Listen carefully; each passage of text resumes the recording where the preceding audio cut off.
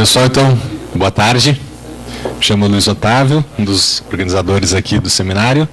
E a Lívia Cáceres, defensora pública aqui no Rio de Janeiro, vai fazer a mediação hoje. Eu já aproveito para convidar o professor Fernando Fontainha e a professora Ana Cláudia Tavares para já irem compondo a mesa. Obrigado.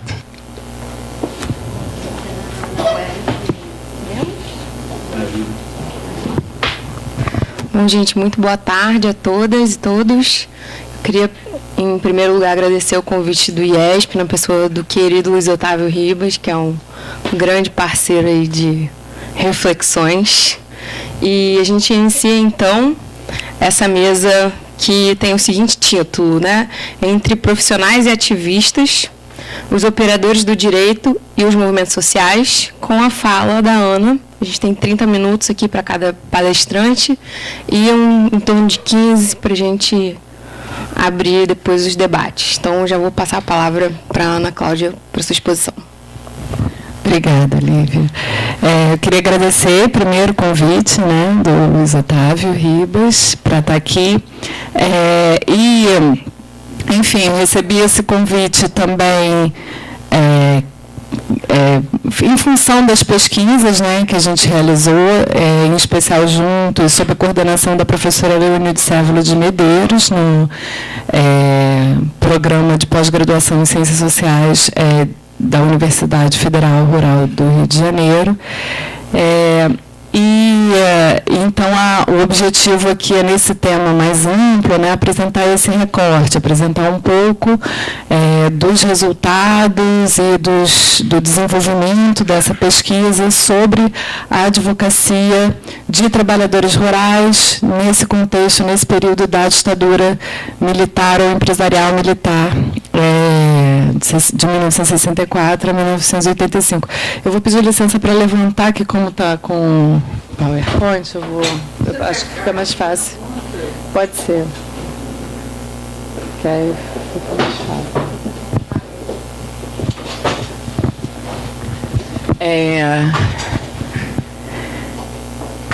Então, bom, se eu me apresentar também, eu sou professora, né, atualmente da Universidade Federal do Rio de Janeiro, do Núcleo de Estudos de Políticas Públicas em Direitos Humanos, e estou buscando também dar continuidade a pesquisas nesse tema. Então, acho que esse espaço é um espaço importante também para a gente dialogar nesse sentido, né, das pesquisas que envolvem o debate sobre o direito, essa relação direito e movimentos sociais. Então, atualmente, estou tentando desenvolver ainda nesse tema mais amplo, pensar o sistema de justiça, pensar o judiciário, pensar de que forma, né, que os atores ou os sujeitos, né, do campo do direito atuam nesse campo. Então, vamos tentar usar essas tecnologias aqui, que eu adorei, né? Acho que não precisa, não. Então, assim, eu acabei optando por apresentar, acho que fica bom também, né, no PowerPoint, para trazer algumas falas. E já começar a pensar, né, e colocar um debate dos motivos, né, do porquê esse tema, porquê pesquisar a atuação dos advogados de trabalhadores rurais em conflitos fundiários no período da ditadura empresarial militar no Brasil. Então, na verdade, a minha aproximação com o tema, né, ela é anterior até essa pesquisa, então eu comecei a me interessar a partir de uma atuação como advogada popular na rede de advogados e advogadas populares, né, que foi criada em 1995, a partir da demanda do Movimento dos Trabalhadores Rurais Sem Terra e da Comissão Pastoral da Terra, em especial, e que buscou articular, num período de grande repressão, né, a movimentos sociais, de massacres, né, que vinham acontecendo no campo, buscaram articular advogados para a defesa dos movimentos, para a defesa dos militantes dos movimentos que então vinham sendo criminalizados também, presos, enfim.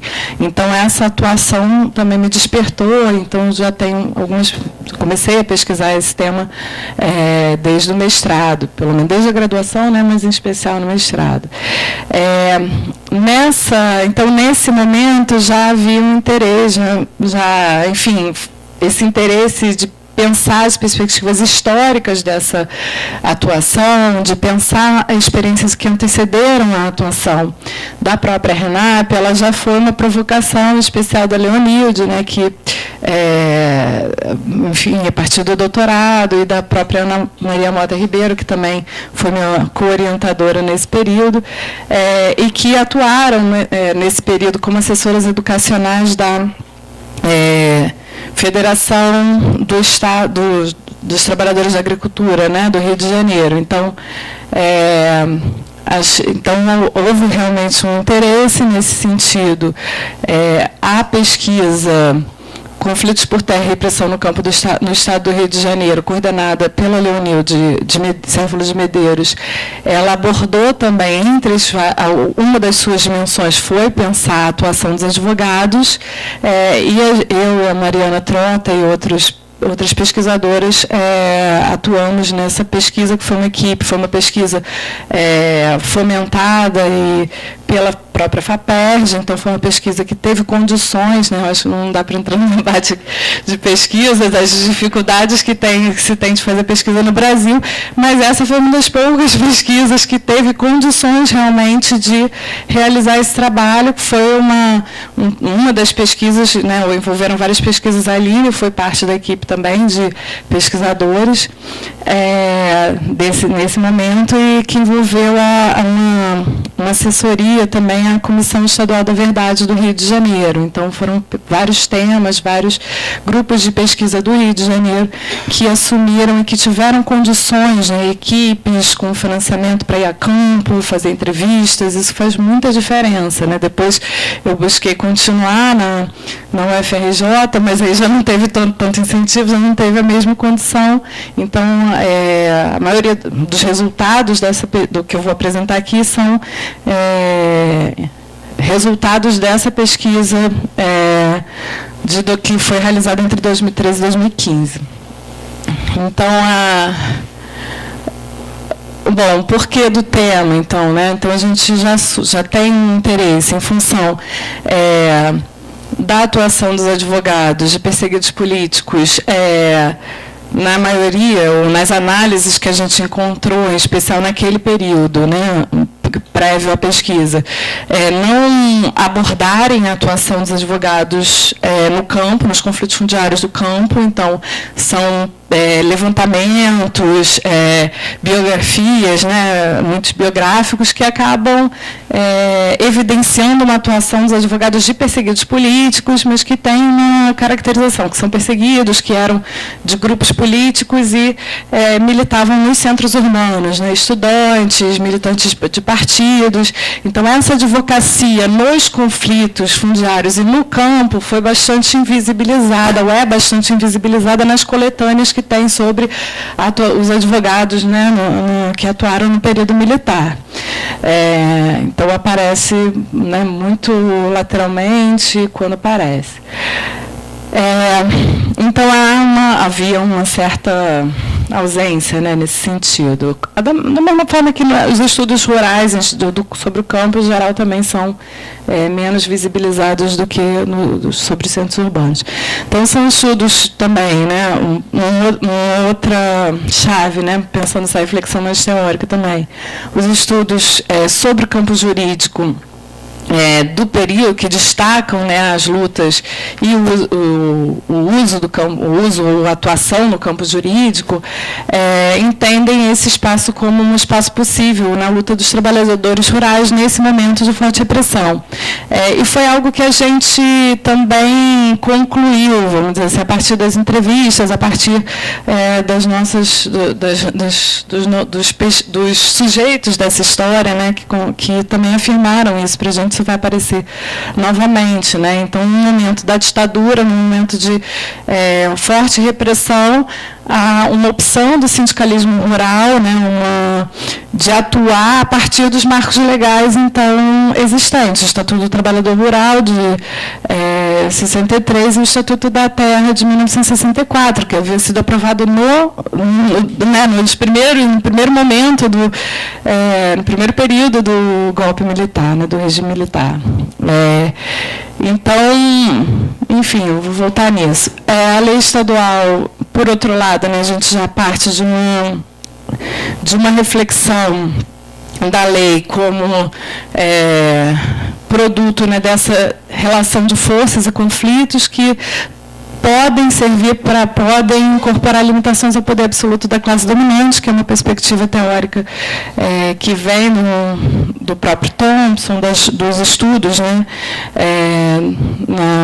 realizados na Inglaterra, quer dizer, outro contexto, outro período histórico, mas para pensar que, apesar da lei ter um caráter, né, de favorecer, muitas vezes, normalmente, né, a classe dominante, ela também acaba incorporando algumas limitações a esse poder absoluto, e, nesse sentido, pode ser um espaço, um campo de atuação, né, dos próprios setores subalternizados, né, na história.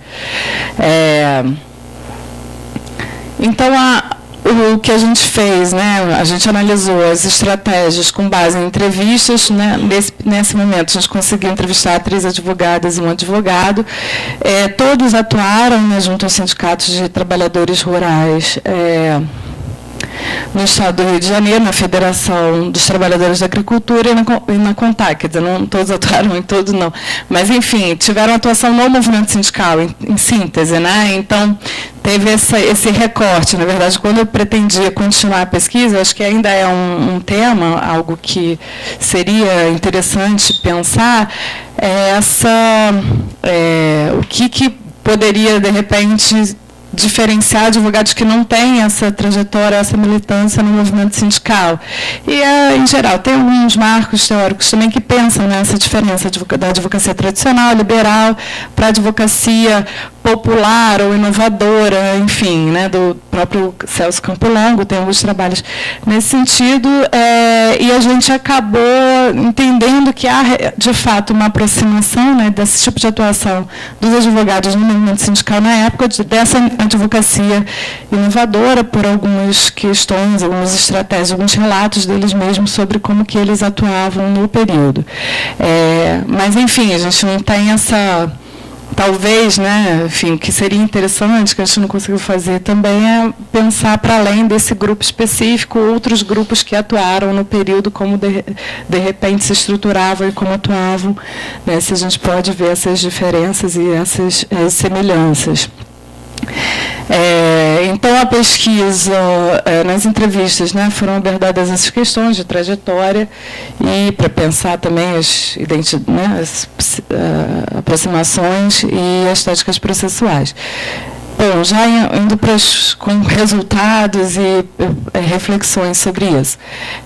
As trajetórias, então, foram diversas, né, embora a maioria, né, apresentasse uma militância política anterior mesmo à advocacia dos trabalhadores rurais, em partidos, correntes ou no próprio movimento estudantil, mas também encontramos na trajetória a ausência de militância política anterior e uma aproximação política, né, que ela se faz a partir da atuação no movimento sindical, né, e é uma aproximação especial com o PCB, os advogados do PCB, enfim. E que apontam também a importância da própria FETAG do Rio de Janeiro, né, da Federação Estadual dos Trabalhadores da Agricultura do Estado do Rio de Janeiro, na formação política. Entre as, que era, na verdade, foi algo que me interessou, né, no momento, eu acabei depois mudando o meu tema da tese, mas que era a própria atuação, mesmo a forma como os advogados se organizaram também nacionalmente, né, muito pensando que a gente se organiza, mas existiram outras experiências de tentativa narrativas de organização e articulação nacional, em outros períodos históricos, desses advogados também, e em resposta à narrativa que eles fazem para pensar na TAG, que foi a Associação Nacional dos Trabalhadores da Agricultura, né, criada nesse período aí, no fim da década de 70, é muito semelhante ao relato que a gente vê de alguns documentos da RENAP, né, de pensar essa articulação em virtude da violência, de um acirramento da violência que estava atingindo, inclusive, advogados nesse período. E como uma estratégia, né, de articulação para uma defesa e para um apagar fogo. Então, há reuniões bimestrais, né, que eles relatam, né, reuniões bimestrais no FETAG e encontros anuais organizados pela CONTAG nesse período. Entre as estratégias, então, né, a partir da narrativa, a gente percebeu, né, algumas narrativas no sentido de um atendimento coletivo. Alguns chegam a falar que não eram todos os advogados de sindicato, do movimento que faziam isso, né. Existia também advogados nesse perfil tradicional, que acabou que a gente entrevistou, todos narraram essa ida ao local do conflito, né, esse atendimento coletivo, essa tentativa de uma certa politização, né, das demandas, o que não necessariamente todos faziam, né? Alguns ficavam lá na sala do sindicato e atendendo individualmente os trabalhadores, né? Então, aí tem alguns trechos, então, que eu extraí para a gente ver essa questão do atendimento coletivo, né? Alguns relatos, né, de um dos advogados: faça atendimento coletivo, mirando como chacrinha, discoteca do chacrinha. Então, bota todo mundo junto, o camarada vai, conta a história dele, a gente pergunta o que é que vocês fariam, e aí faz o atendimento coletivo. Esse atendimento coletivo começa a ser uma espécie assim, de uma escola, um tipo de processo educacional. Então, são relatos que apontam nessa dimensão do processo formativo, educativo, que é o tipo de atuação, né, de estratégia, que eu chamo de político-jurídica até. Isso aparece também a partir do uso da linguagem teatral, né, a gente subdivide, mas essas questões são muito interligadas. Que é um relato de uma das entrevistadas, que fala de como começou a bola teatro, peça, quer dizer, os advogados não se limitam àquela atuação, né, mais formal, de receber, enfim, fazer um atendimento mais individualizado, né, e só num âmbito exclusivo, né, do jurídico e do processo. Então, tem esse uso, né, uma das peças, a Arena Canta Zumbi, todo final do ano a gente apresentava uma peça, Morte e Vida Severina, enfim, aí vão narrando também algumas narrativas nesse sentido. O que aparece muito forte também nesses relatos é o protagonismo dos trabalhadores, essa preocupação com o protagonismo dos trabalhadores. Então, a fala da liderança, né, quem tem que falar é a liderança, e aí esse advogado, até eu cortei ali a organização que ele menciona, mas, enfim, né, tentando também se diferenciar em relação a outras organizações e outros assessores que falavam mais que os trabalhadores, né. Então, no meu tempo, a gente tinha essa preocupação de, quando fala com a autoridade, quem tinha que falar era a liderança dos trabalhadores, nesse processo de formação também. E é uma perspectiva que a gente vê nas teorias, nos debates sobre assessoria jurídica popular, né, atuais, nessa preocupação também de pensar, né, de ressaltar esse protagonismo dos trabalhadores, né, nesses processos. Então, outra fala, né, a gente tem que ter um pouco de cuidado, até que ponto a gente não está substituindo o próprio trabalhador, a luta é deles, a gente pode ajudar, é aquela coisa que vigorou no movimento estudantil, intelectual, essa vanguarda.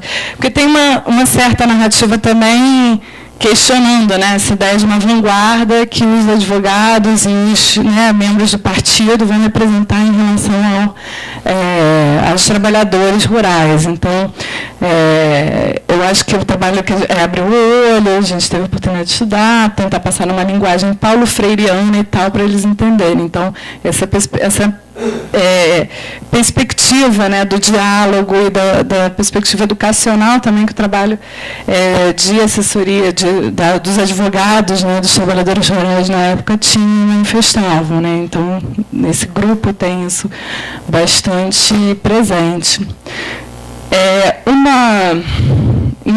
Aí, retomando, né, aquela percepção lá do Moacir Palmeira e também de Sterce, né, esses resultados também dos estudos deles, eles ressaltam muito alguns entrevistados, né, essa linha de atuação da CONTAG, né, do movimento sindical, que apostou de fato nessa atuação, e aí daí a importância também da articulação dos advogados na época, nessa atuação em cima, usando como base o Estatuto da Terra, o Estatuto do Trabalhador Rural, né? Então conseguiram, né, fazer uma greve em Pernambuco usando uma lei que todo mundo conhecia como lei antigreve, que era para inviabilizar a greve, e houve uma articulação pela CONTAG de uma greve que respeitava a lei, que era uma lei que obstaculizava a própria greve. Então, foi uma estratégia especial do movimento rural no regime militar. Então, o pessoal acho que ele faz até refuta, né, uma crítica também dos urbanos. Então, o pessoal da área rural tinha essa linha interessante da CONTAG, sempre argumentava as coisas acima do Estatuto da Terra, que tinha sido editado depois de 64, que é uma coisa muito interessante, na minha observação. O pessoal da área urbana diz, às vezes, que o pessoal rural é muito legalista, mas o problema é o seguinte, porque o pessoal da área rural, pela experiência, sabe que tem que ter algum respaldo legal. Então, veja só, na época do regime militar, havia a lei de greve, que era chamada lei antigreve, mas é exatamente essa lei que serviu para o pessoal de Pernambuco fazer a campanha. Por quê? Porque vai fazer uma campanha tudo com base na lei. Aí a repressão tem mais dificuldade de fazer alguma coisa. Então, eles, né, têm um uso estratégico aí da lei, no sentido de argumentação também, né, contra o arbítrio do regime militar. Então, a lei que você editou, o Estatuto da Terra, foi uma lei que não foi editada pelo governo anterior, como ele foi editada no período da ditadura, né? Então, houve, né, um uso também bastante da lei de forma tática, né, o estratégico. Então, porque outra fala, né, porque a ditadura pegou a camponesada e detonou todo mundo. Então, ela antes está falando disso, falando, olha, houve uma repressão intensa, violenta. A gente aponta também, né, nos debates que a gente fazia da equipe, né, essa violência privada, que foi muito intensa também. Então, não só pela violência do aparato estatal, mas essa espécie de carta branca no campo para os jagunços. Então, há um arbítrio que ele é intenso nessas áreas rurais, e houve uma repressão violenta, o fechamento, né, de sindicatos, enfim. Então, a nossa estratégia era a seguinte, vamos discutir tudo em cima da lei. Por quê? Porque, sorte nossa, Castelo Branco tinha aprovado o Estatuto da Terra, em 64. E no Estatuto da Terra definia a reforma agrária, definia o pequeno proprietário, uma maravilha. Quer dizer, apesar dos limites, eu peguei algumas falas que ressaltam a importância, mas ela também continua falando, não, a gente sabia que tinha limites, né? Não era uma maravilha só, tinha limites, mas naquele período foi importante, foi algo que permitiu com que a gente fizesse a luta, né, com base na lei e buscando, né, assegurar aí algumas conquistas para os trabalhadores rurais, evitar, né, uma atuação mais arbitrária, mais repressiva. Então, assim, algumas considerações iniciais que a gente chama, que a gente fez no período, que, de fato, esse uso, né, a partir dessas falas, desses relatos, né, dos debates que a gente fez, o uso do direito e do judiciário, foi uma forma de aglutinar. Teve uma outra estratégia que eu não cheguei a mencionar, mas que foi uma advogada que atua mais na área trabalhista, que falou das ações plurimas, né, que eram ações que reuniam muitos, que poderiam ser individuais, mas que eles tentavam dar um caráter coletivo também, nesse sentido, né, de fazer um atendimento coletivo e aglutinar né, e usar essas ações judiciais como forma de mobilização e de organização, né, aglutinação de trabalhadores que, então, estão mais atomizados, enfim, né, num trabalho individualizado, muitas vezes. Então, e fortalecer a resistência dos poceiros em suas terras. Então, no período desse estrangulamento, né, da dificuldade da luta política, o recurso aos tribunais foi visto como uma forma de mobilização de resistência dos trabalhadores. E nesse debate com esses marcos, né, que buscam diferenciar, né, realizar uma espécie de tipologia das formas de advocacia, a gente percebe, de fato, uma diferença, né, entre uma metodologia de trabalhos que atuaram em conflitos na defesa dos trabalhadores rurais, de modo articulado com a luta sindical, e uma forma de advocacia tradicional, de caráter liberal, conforme, por exemplo, apresentada pelo Celso Campilongo, que é um dos autores que faz essa tentativa, né, de, enfim, tentar ressaltar características e formas de atuação diferenciadas no campo da advocacia. Então, esse caráter mais liberal, com atendimento a demandas individualizadas, numa relação hierárquica, né, entre quem detém o saber e aquele que vai ser o cliente, né, e aí há todo um tipo de advocacia mais ligado aos movimentos sindicais que se diferencia dessa advocacia tradicional. Né, que o advogado fica no seu escritório, esperando a demanda chegar, essas questões. Então, há uma socialização do conhecimento jurídico, uma busca, né, por socialização do conhecimento jurídico, a partir do teatro, a partir das reuniões, enfim, e de textos também. Né, alguns advogados relatam que contribuem para os boletins também, né, dos que iam ser distribuídos para os trabalhadores rurais, para explicar os direitos, enfim, jornais sindicais, e a formação política de advogados na relação com dirigentes. Então, essas reuniões que eu falei eram reuniões que reuniam advogados e dirigentes sindicais, encontros entre advogados e dirigentes, e que tinham esse caráter de formação dos próprios advogados, né, uma formação política. Então, mesmo a advogada que relata que não tinha nenhuma formação política anterior, ela compreende que a formação política dela foi sendo gestada, né, a partir dessa atuação na FETAG, né, a partir do momento que ela se torna advogada da FETAG e tem contato com esses outros advogados que eram, né, próximos de partidos, ou mesmo que vinham de partidos de lutas, né, políticas e de partidos de esquerda, como o PCB, né, que na época era hegemonizado. Então, são essas aí eu coloquei aqui algumas referências. Tem um relatório, né, da pesquisa que está disponível também online, acho que para quem se interessar, e acho que foi uma pesquisa interessante em que a equipe, né, também pesquisou vários conflitos no estado do Rio de Janeiro, aprofundou essas análises também, de forma que a gente pode aí pensar, né, nessas articulações, não só a partir da atuação dos advogados, mas nos conflitos mesmo, no estudo de cada um desses conflitos, né. Então é isso.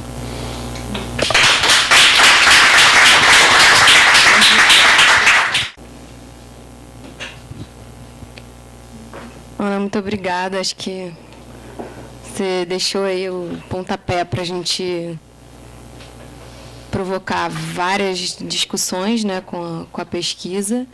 E a gente passa, então, para a exposição do Fernando Fontainha, aí mais 30 minutinhos para o nosso deleite. Obrigado. Estou me cronometrando aqui. Obrigado, boa tarde a todos. Obrigado, Cris, obrigado, Breno, obrigado, Ribas, pelo convite. Está sendo um dia muito legal, muito interessante. Estou aprendendo muito, espero poder contribuir também um pouquinho. Vou contar uma breve história, porque essa fala tem uma história, né? Quer dizer, como o Ribas falou mais cedo, esse tema, tá, movimentos sociais e o direito, é o tema com o qual eu termino meu curso de Sociologia do Direito, que já foi 2 vezes dado aqui na pós-graduação do IESP, em Sociologia. Tá? A última vez que eu fiz isso, semestre passado, né, quando chegou o momento das aulas sobre esse tema, me aparece lá o Luiz Otávio Ribas, dizendo que ia assistir às aulas. Eu falei, não, colega doutor não vai assistir, você vai estar aqui e a gente vai conversar.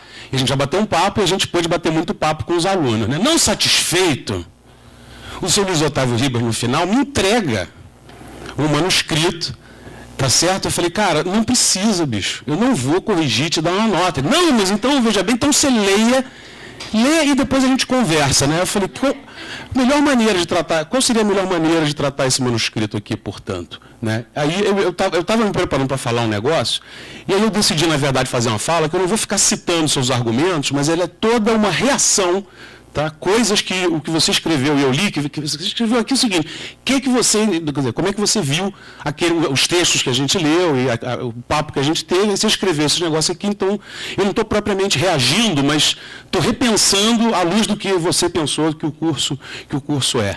Tá? Então, na verdade, essa fala aqui que eu vou fazer, eu vou trazer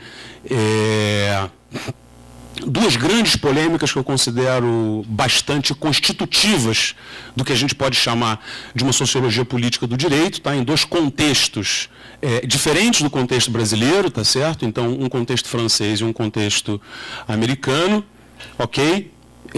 Mas polêmicas acadêmicas que são extremamente instrutivas para quem tem o interesse de abordar esse tema sob a luz de uma sociologia política do direito. Tá? Então, uma sociologia política do direito caracterizada por, ao mesmo tempo, ter como foco prioritário explorar as tensões entre direito, política e sociedade, porém, que também se dispõe a buscar construir sincronicidades entre fenômenos jurídicos altamente capilares e fenômenos jurídicos que se processam num campo um pouco mais elitário, tá certo? Eu mesmo nunca fiz uma pesquisa empírica, nunca conduzi, não tenho pesquisa nessa área, tá? Minhas pesquisas são todas voltadas para a compreensão de fenômenos jurídicos cotidianos. Então, o que me interessa é o seguinte, o que juristas fazem em tempos de paz, tá? E cotidianamente. Então, dentro do que para eles jamais é colocado como extraordinário e, do ponto de vista da compreensão analítica, contextos em que é muito difícil a gente achar o político, tá certo? Então, eu quero sincronizar como ocorre o concurso público para juiz e a nomeação para ministros no Supremo Tribunal Federal, tá certo? Eu quero tentar sincronizar a maneira como atropelamento, aposentadoria, briga por guarda de filho é julgada no cotidiano da primeira instância dos tribunais e como aquelas ações que não chegam ao conhecimento público através da mídia são julgadas no Supremo. Como é que é o cotidiano do gabinete do ministro que permite ao cara julgar 18 mil ações por ano.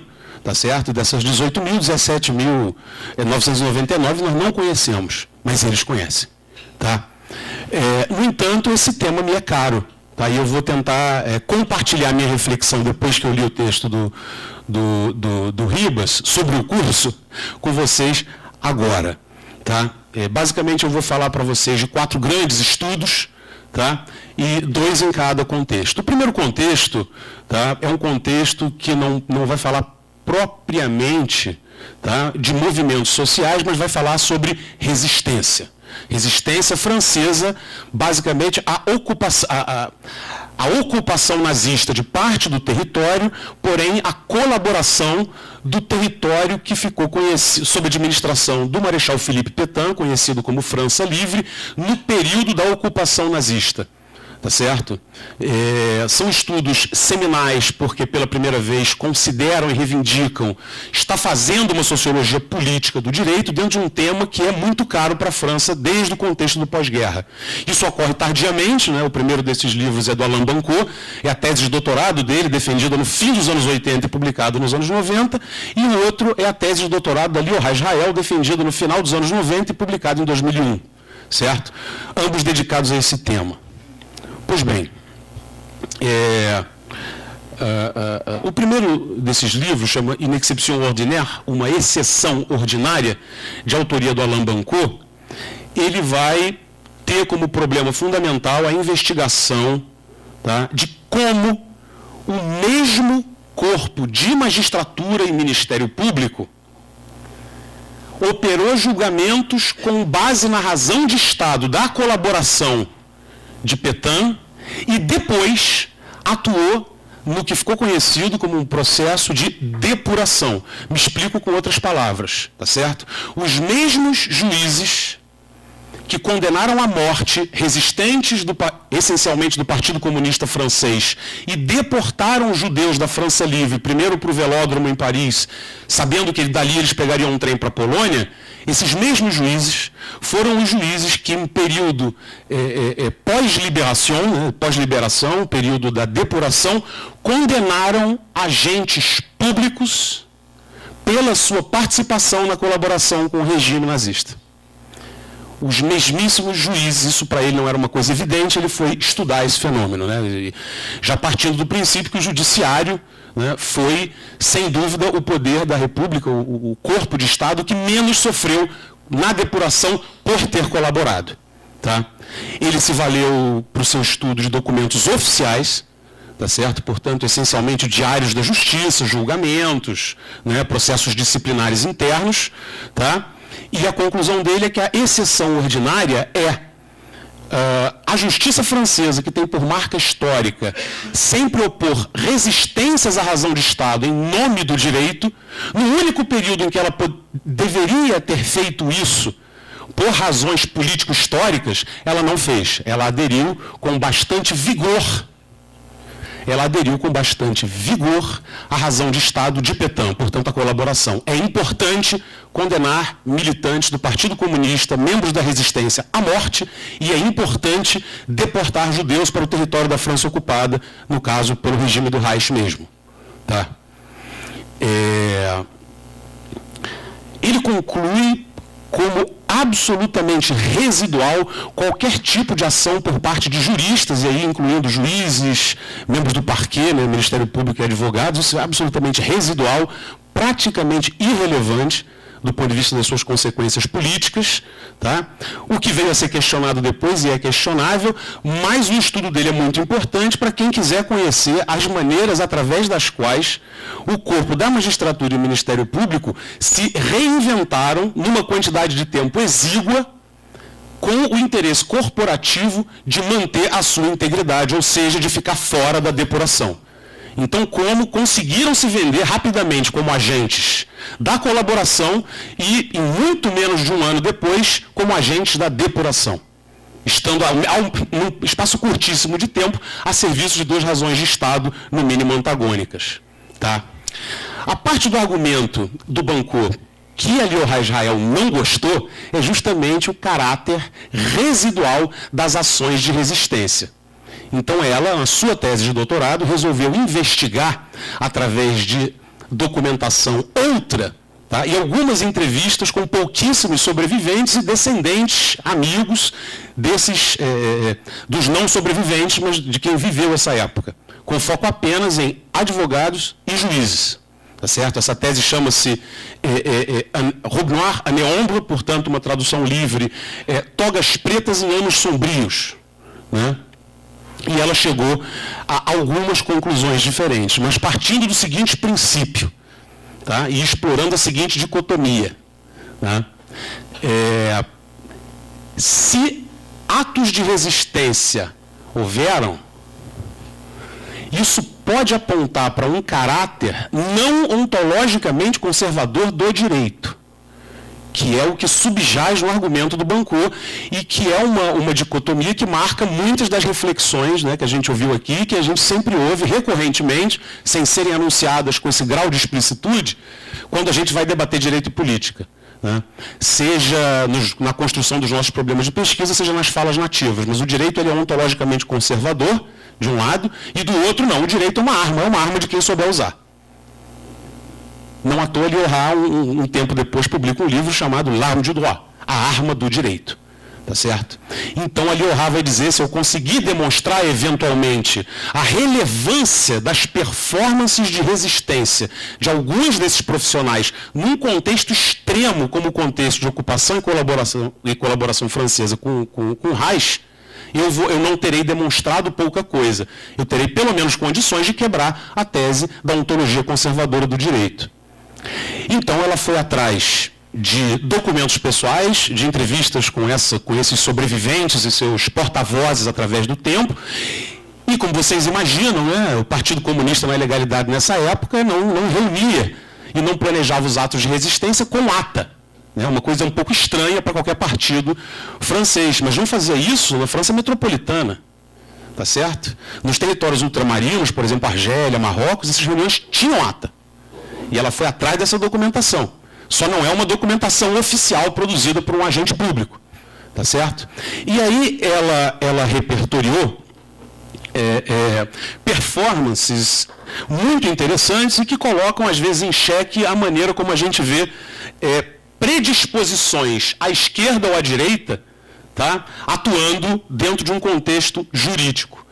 Lyotard, ela repertoriou, vamos dizer assim, 3 tipos de postura, tá, 3 tipos de performance face ao direito nesse contexto específico. A primeira delas, ela chamou em nome do direito. Tá ruim, né? Tá ruim para vocês verem, não? Ah, tá bom? Em nome do direito. Também é tão... Ficou ruim.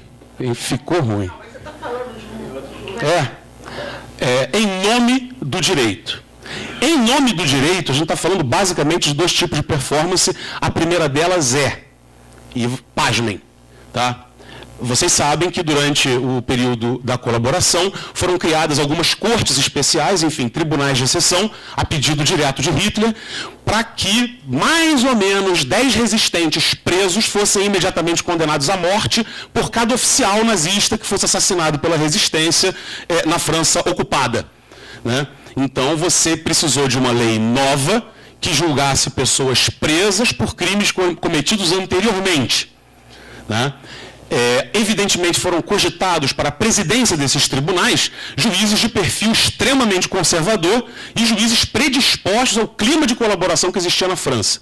Enfim, insatisfeitos com o regime anterior, né, e achando uma benesse para a política da França e a ocupação ter acontecido. Certo? Juízes conservadores.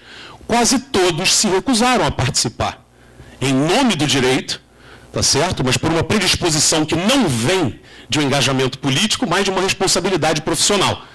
Eles se recusavam a participar de algo que contrariasse um princípio geral do direito penal, que é lei penal não retroage, salvo para beneficiar o réu.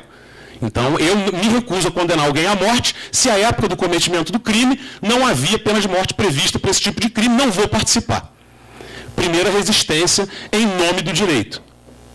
A segunda resistência em nome do direito, e aí que vai mobilizar responsabilidades profissionais, mas advém de compromissos políticos, era de advogados que tentavam esconder a sua satisfação em atuar como dativos para esses comunistas e esses judeus que eram deportados e condenados à morte, debaixo da prerrogativa de que todos merecem uma defesa técnica. Todos merecem uma defesa técnica. Então, com o maior desprazer, eu vou defender esses inimigos da República. E acreditando estar fazendo aquilo que eles podiam, tá certo? Dentro de um contexto de altíssima perseguição, de altíssima periculosidade para eles. Então, pelo menos 2 tipos de performance de resistência em nome do direito, né? Ambos um pouco inusitados. Não só isso, ela também repertoriou uma forma de resistência à sombra do direito, né? A sombra do direito.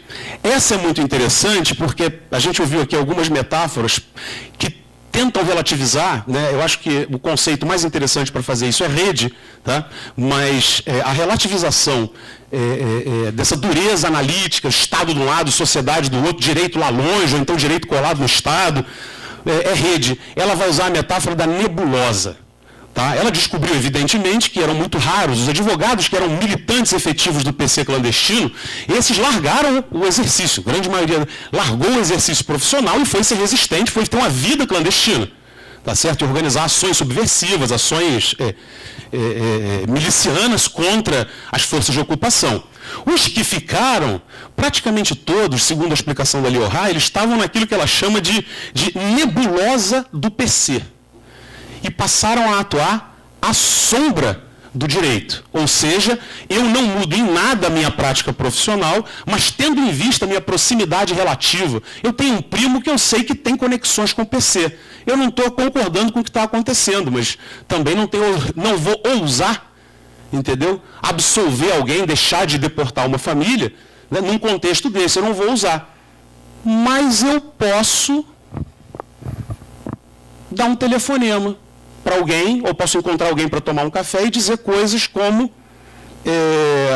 olha, acabei de condenar uma pessoa à morte, ela está presa na prisão tal, vai ser condenada no outro endereço, e o transporte dela sai dia tal e hora tal, e passe bem.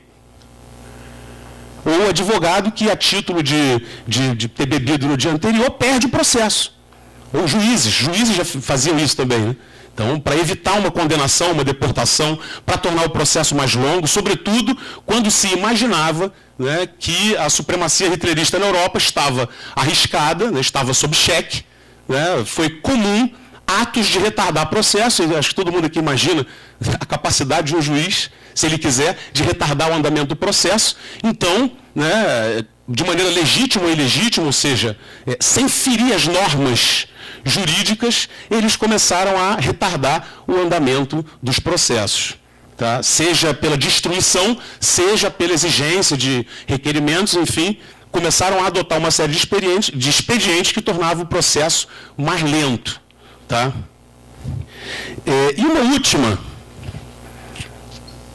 que é talvez a mais polêmica e a que eu acho mais difícil de explicar, né, apesar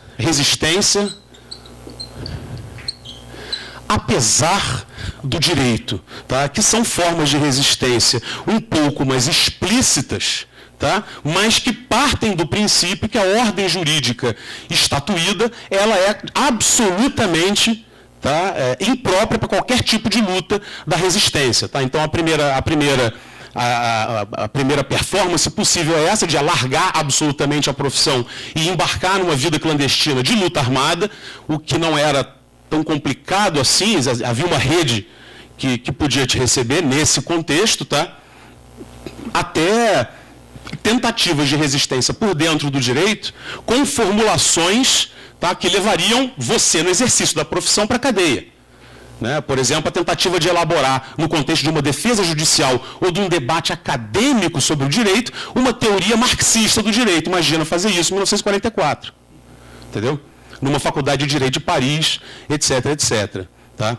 O que eu queria, portanto, com isso, explicitar, e o que eu acho que a gente aprende do contexto francês, é que, através da performance dos juristas em contexto de crise, né, e eu defendo que esse modelo analítico de complexificação das diferentes performances face uma crise política, pode facilmente ser usado como uma plataforma de construção de hipóteses para a gente entender tempos de regularidade e paz. Tá? O argumento da Lyotard é, olha só, o direito, de 1001 formas, de dentro de fora, à sombra, apesar de 1001 formas, ele não é de jeito nenhum, mesmo, olha o contexto do qual ela está falando. Tá? Ele não é de jeito nenhum ontologicamente conservador, ele não é avesso a performances possivelmente progressistas. Se é assim em tempo de colaboração, imagine em tempo de paz, em tempo regular, democracia vigente, etc, etc, etc. Tá? Então, ela, né, isso não se declara, nenhum dos dois lados declara isso com essa força, né, nem o Bancot vai dizer que o direito é ontologicamente conservador. Não, ali o Rafa fala, ele escreveu um livro chamado A Arma do Direito. Basicamente vai dizer, direito está sujeito a usos e mobilizações, portanto é uma arma na mão de quem souber usar. E basicamente todos podem aprender. Tá? Primeiro contexto. Segundo contexto, eu estou impressionado como é que eu estou conseguindo controlar meu próprio tempo. O segundo contexto, que é o contexto americano, ele nasce, né, com um trabalho seminal que, pelo menos aqui, para o que nos interessa, a sociologia política do direito americano, ela surge de um trabalho seminal do Stuart Sheingold chamado The Politics of Rights. Tá? Que é concomitante, né, Stuart Sheingold, que também é daquela geração, né, Débora, que fez o JD em Direito e descobriu que Juris Doctor não tem nada de doutor, você está pronto para começar o exercício da profissão. E foi fazer doutorado em ciência política, ele foi estudar sociologia, foi fazer outras coisas. Então a trajetória dele é marcada de uma transição da advocacia militante para alguém que quer compreender a advocacia militante. Isso fornece uma chave interessante para a gente entender o argumento dele. Tá? Eu vou fazer isso rápido. porque ele está fora dessa grande polêmica, mas o estudo dele é seminal. The Politics of Rights tenta investigar, tá, uma insatisfação dele em relação à maneira como os movimentos viam os tribunais, que ele sintetiza na expressão dynamic court, portanto, a corte dinâmica. Né? Viam os tribunais da seguinte maneira: olha, você tem aí o direito acompanhando a sociedade, então os conflitos surgem na sociedade, eles vão sendo levados aos tribunais e os tribunais vão equalizando esses conflitos, e você só vai levar novos conflitos à medida que eles forem ficando mais complexos, e aí você tem um universalismo histórico que vai praticamente desde os tempos, desde a queda de Adão, colocar, né, os conflitos sociais e conflitos jurídicos se equalizando ao longo da história. Não é isso? E ele se insurgiu contra essa ideia, chamando essa ideia de o mito dos direitos. Tá? O mito dos direitos. Então, essa crítica e essa explicitação da necessidade de estudar essa temática sob outro prisma fez nascer, aí sim, a meu ver, a polêmica mais bem construída na sociologia política americana, que é entre o Gerald Rosenberg e o Michael McCann. Tá? A gente costuma apresentar hoje o Gerald Rosenberg um pouco com o olhar, assim, a gente lê o Bruno Bauer pelo Marx, né? Parece que é um débil mental, não é isso? Então, a maneira, a retórica do Marx, né, sobre o Bruno Bauer, uma das maiores cabeças do seu tempo, mas aquela retórica da indignação moral, se você lê o Marx e não lê o Bruno Bauer, parece que é um retardado, um idiota. E ele até não era, não é isso? Então, assim, hoje, imagina o quanto a gente já teceu loas aqui ao Michael McCann, né? Quer dizer, que se dá para botar um grano Salles. Além disso, o cara ainda é um cara bacana pra caramba, uma pinta de Papai Noel, gordinho, bonachão. Então é isso, o cara é sedutor pra caramba. Todos nós gostamos do Michael, mas isso gerou também uma visão excessivamente negativa para um estudo muito importante, que é o estudo do Rosenberg. Né? Então, vê lá. Você tem a disseminação da ideia da Dynamic Court, tá? Vamos agora pensar nos Estados Unidos, tá? As cortes, né? Então você tem o Stuart Scheinrold falando da corte dinâmica, e no segundo momento o Gerald Rosenberg, através de uma pesquisa monumental, tá? Em que ele elege o mesmo contexto que o Michael McCann elege para falar do seu objeto, tá certo? Que aí, diferente da França, de crise, eles vão para justamente a emergência dos movimentos sociais num contexto particular da luta pelos direitos civis, o famoso Civil Rights Movement, e também de eclosão no seio dos movimentos sociais da estratégia judicial. Né? Então, os anos 50 a 70 são os anos de explosão do uso da estratégia judicial por parte de movimentos sociais. E, especificamente para o Rosenberg, a pesquisa do cara é tão monumental que ele foi em cima, tá, de dados sobre movimento ambientalista, movimento feminista num contexto da luta pela descriminalização do aborto, movimento negro no contexto da luta pelo fim da segregação, especialmente a segregação escolar, mas não para por aí. Esses são, assim, os pontos principais do argumento dele, mas ele investigou, na verdade, 6 tipos de luta social. Tá? Para fins da minha argumentação, vou ficar com essas 3. Ok? O argumento dele é o seguinte, olha só, vou organizar a análise dos meus dados da seguinte maneira. Tá? Cada dólar, e aí é o dólar simbólico porque ele fala ao mesmo tempo de recursos financeiros, mas também de recursos humanos. Okay? Para cada dólar investido pelo movimento social, na luta, na indústria cultural, na propaganda direta, no lobby parlamentar, nas ações de rua e nos tribunais, o mais pessimamente investido é aquele nos tribunais. E ele vai tentar demonstrar isso. Ele vai contrastar, por exemplo, tamanho dos movimentos, número de assinaturas das revistas dos movimentos, vitórias efetivas, tá? Com dados referentes a quando se intensificam e se retraem essas diferentes estratégias. Né?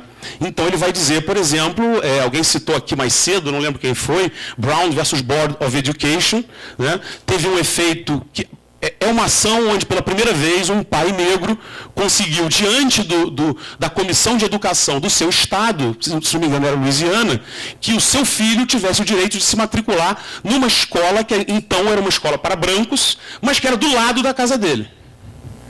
Então ele conseguiu usar o critério da proximidade geográfica e conseguiu que a Suprema Corte da Louisiana considerasse inconstitucional a lei de segregação.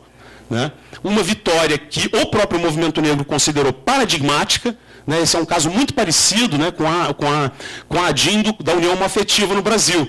Essa é uma vitória paradigmática. Esta vitória judicial gerou grandes efeitos e jogou a luta lá para frente, etc. Mas depois ele demonstra que a efetiva queda da segregação se deu muito mais por efeito de outras estratégias. Tá certo? Seja a adesão de grandes nomes da arte, seja a emergência de veículos de divulgação, seja mesmo o lobby parlamentar. A efetiva queda da segregação nos Estados Unidos ocorreu pela via legislativa.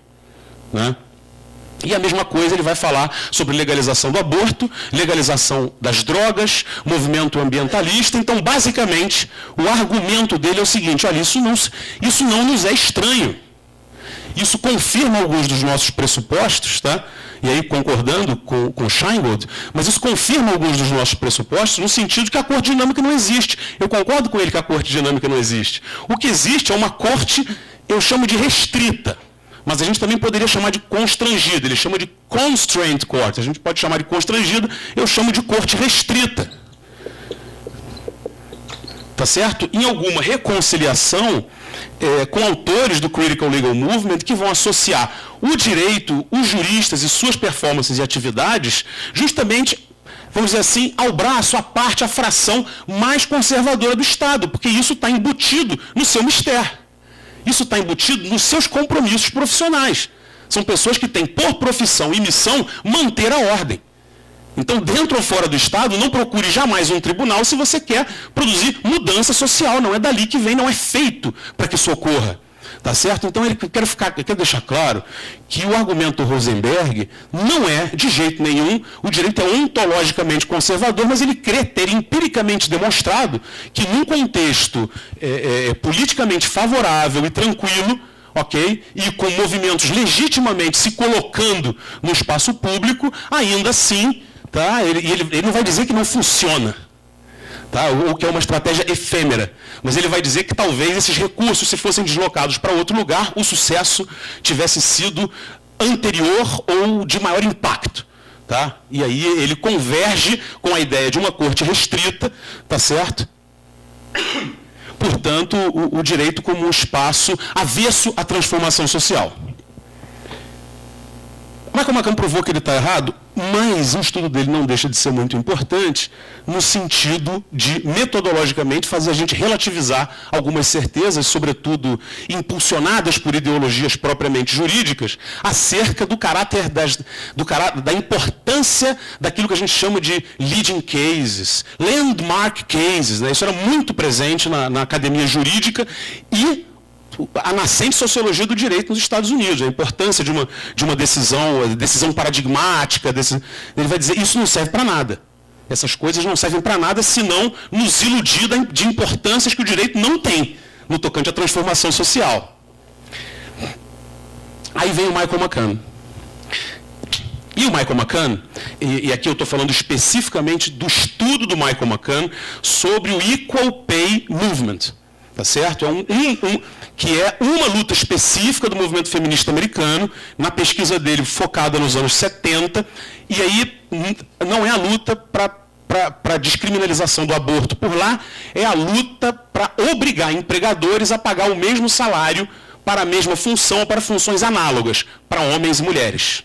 Essa luta, ela foi talvez uma das lutas de movimentos sociais da época nos Estados Unidos que mais investiu na via judicial. Em outro trabalho, o Rosenberg, eu não contei para vocês o título do livro dele, né? The Hollow Hope, a esperança oca. Sim, tamanha era a crença dele na via judicial de luta. Então, essa luta em um outro trabalho, o Rosenberg também já tinha provado, tá? Já tinha demonstrado empiricamente a sua ineficiência, tá certo? Do ponto de vista de comparar a estratégia judicial com outras estratégias. Só que o McCann, ele não vai pegar dados quantitativos, ele não vai fazer séries históricas, ele vai conversar com as pessoas, ele vai no seio dos movimentos, ele vai conversar com militantes que são advogados e que não são. E ele chega a uma conclusão muito diferente. Ele vai dizer, é claro que o Rosenberg está certo.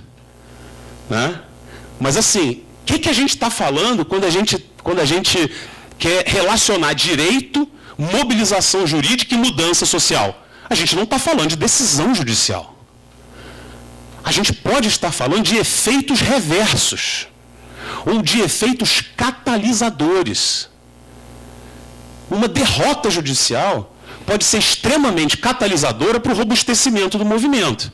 E assim ele adianta uma tese muito importante, a meu ver, e a meu ver é a maior contribuição dele, especificamente desse livro, que eu também não falei o nome, chama-se Rights at Work, Direitos em Ação, que é o seguinte: olha, concordamos que não tem corte dinâmica. Isso eu concordo com o Rosenberg. Mas também não tem corte restrita. Porque não é relevante se a gente vai ter vitória ou não. Para entender esse tema. É relevante a gente repertoriar, quer dizer, a gente documentar, em termos de dados sociológicos, tá, a capacidade de catalisação da corte. Portanto, a corte catalista, the catalyst.